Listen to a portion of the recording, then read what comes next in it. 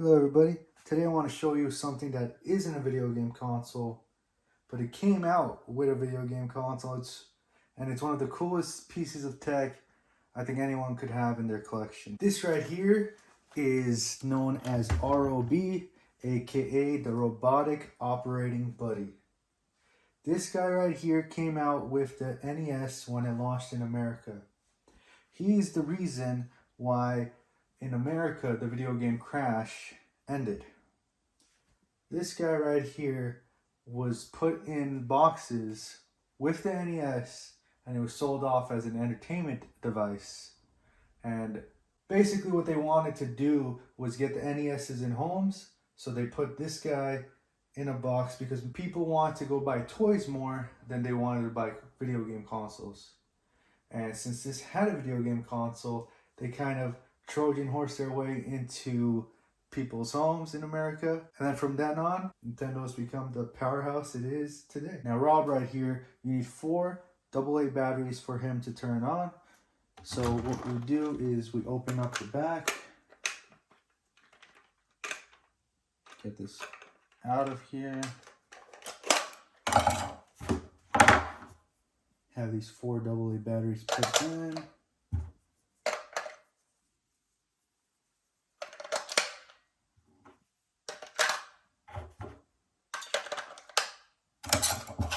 And then you just close it up.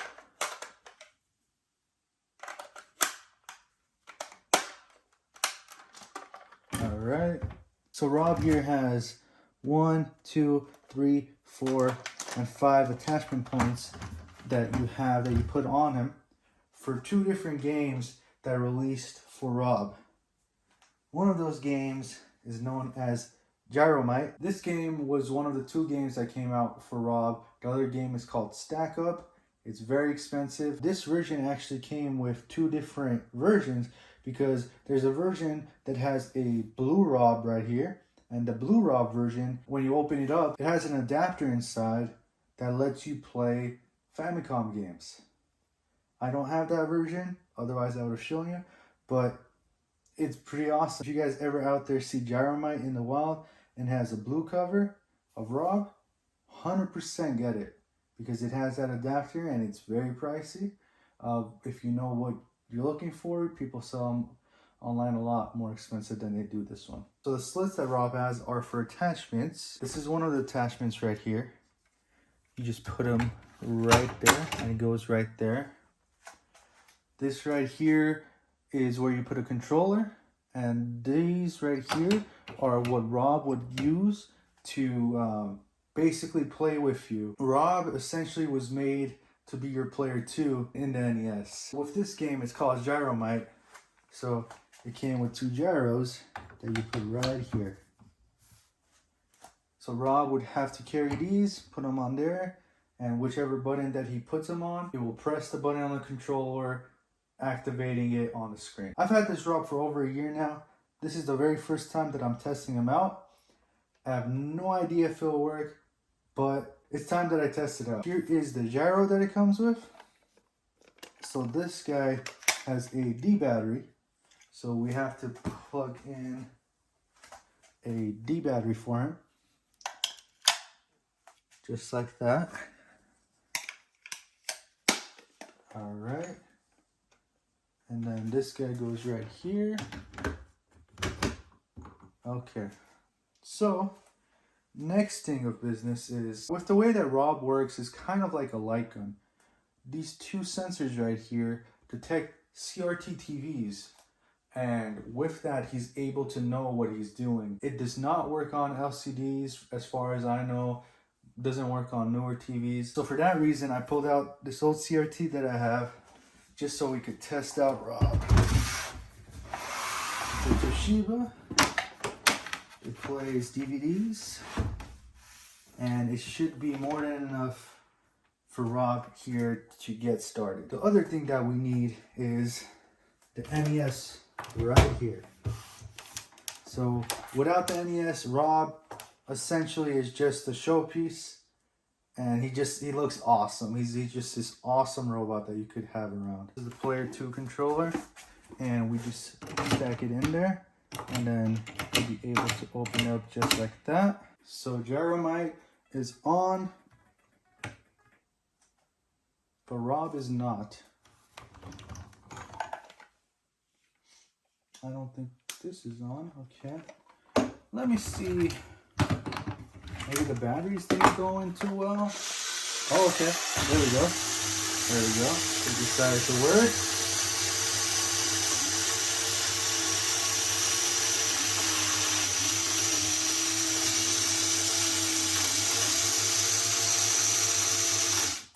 All right. So that's Rob's little startup. Now, let's put these guys back in here.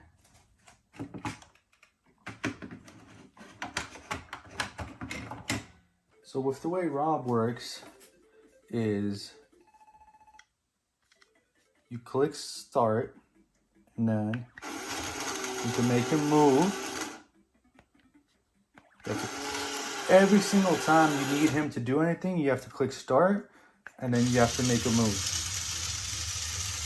So now I'm trying to get him to get the gyro. And then when you click B, it closes the gyro. Then you have to lift it back up, doing start again. And then again. Now, I put them the wrong way. But now, let's see if the gyro works.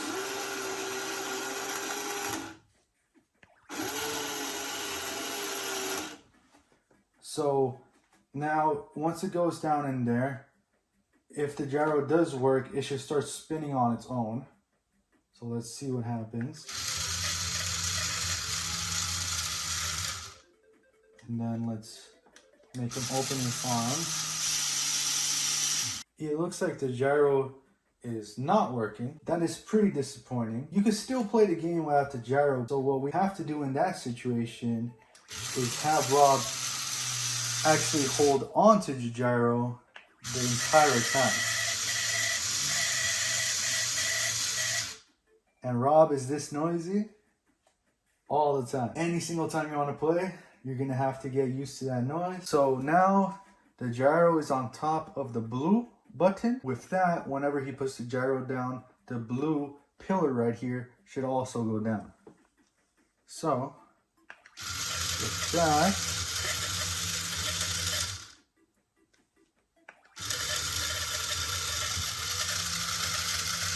but because I did that way too late, I end up dying.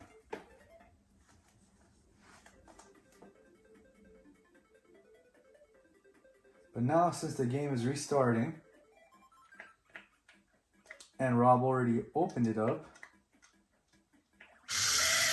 I'm able to move it off of it now.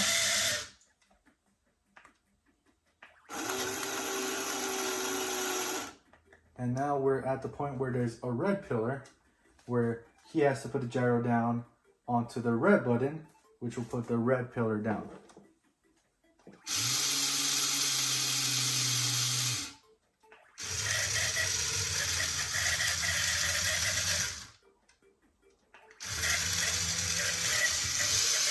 It is pressing a button. Why is it not?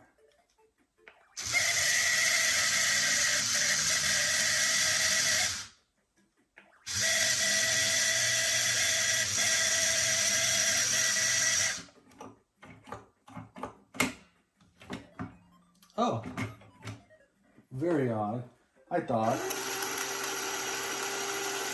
Rob had to hit the red button for the red, but in reality, he just has to hit the blue for all of it. So now he's going back to the blue, and with that I'm free.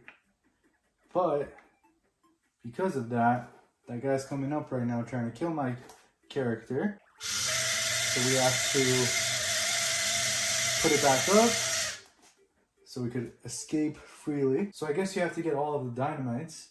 So with that, let's see if I'm able to do this, if this ends the game. And there you go. So the first level is now done. So with that, This guy Rob right here was almost everybody's first robot friend in the 80s. A lot of people actually didn't know about Rob from Gyromite itself. A lot of people knew Rob with his inclusion in Super Smash Bros. Brawl. But from that point on, he's become a staple character in Super Smash Bros. Games, and it's just really awesome to always see this guy anytime a Smash Bros. Game is coming out. It's one of the coolest things I think I have in my video game collection. I'm so happy I do have him. I'm so happy that most of him works.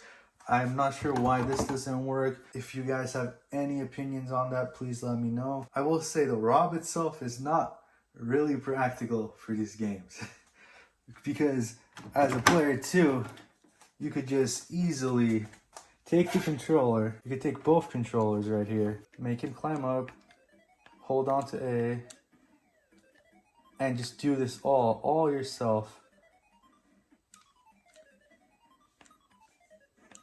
And it's just such a faster way to do it like this than it is with R.O.B. But that's the whole point of R.O.B is the experience of R.O.B. I could just imagine being a kid in the 80s, having your friends come over and you just pulling out this robot that played video games with you. That sounds like the coolest, trippiest thing ever, especially at that time.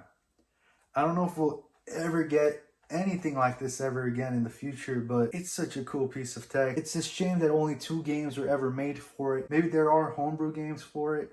Maybe there is other games that are compatible with it that I don't know of. I'm very happy with my R.O.B, and I hope this R.O.B brought some joy to you guys. I highly recommend R.O.B, even as just a centerpiece for your video game collection, if you find them for the right price. Because I know nowadays with video games and with accessories, it's all over the place, especially on eBay. It's insane. And with that, guys, that's all I want to show today. I hope you guys have a fantastic day. Please like and subscribe. Bye.